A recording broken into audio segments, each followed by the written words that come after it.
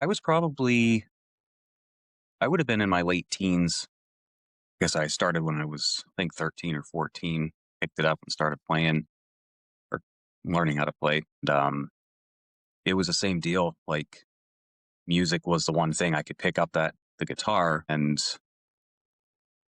I had control over what I was doing. That's what I loved about blues. It was like another language because I didn't grow up Mm, with any emotional or mental. I had no idea about that stuff. Like, so I had no idea what was being contained inside of me. So the guitar allowed me to use that language that I didn't have verbally, allowed me to get it out through the instrument. absolutely. And that's kinda why I like so many different types of music, even, like, earlier, was because, you got a whole spectrum of emotions, and if you're not taught how to do that, for me, learning all these different styles or different scales, different effects, it kinda gave me a different emotion to, project, is what it felt like. 100%.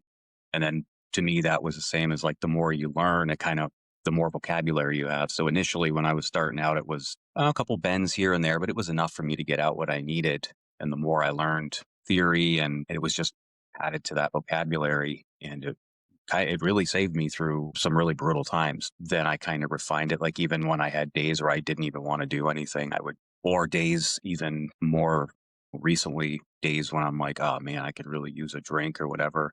I use that. I'll pick it up, I'll start playing like a natural scale in C or something like that. Mhm. Rediverts my mind. And then before I know it, I'm jamming out to something else. So In the beginning or, early in the early part of your substance use, what did that look like in a relationship to music?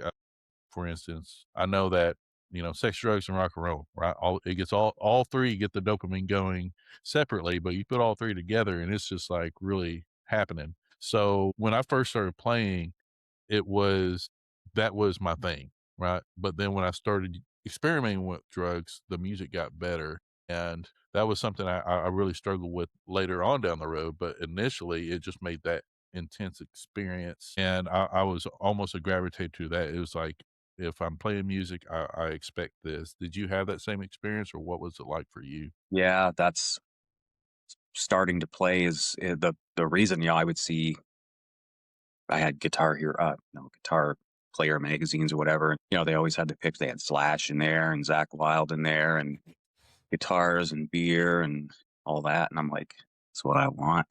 And there was the same like jam sessions, practice sessions, recording, whatever we did. It was, we would play, load up on whatever. And yeah, it was the same deal. Like a lot of my excuse was like, no, no, the substances make me a better player, make me a better songwriter and all that. And I got pulled into that. And I really appreciate, especially all the big musicians that are coming out and really sharing a recovery message, even some of the same ones that were, I would idolize, and what you watch the rock and roll circuits, you watch any Jimi Hendrix type concerts, drugs and rock and roll go together. That's always been the message. And a lot of those big musicians are coming out and supporting recovery centers or, talking about their sobriety, and that is super, super encouraging.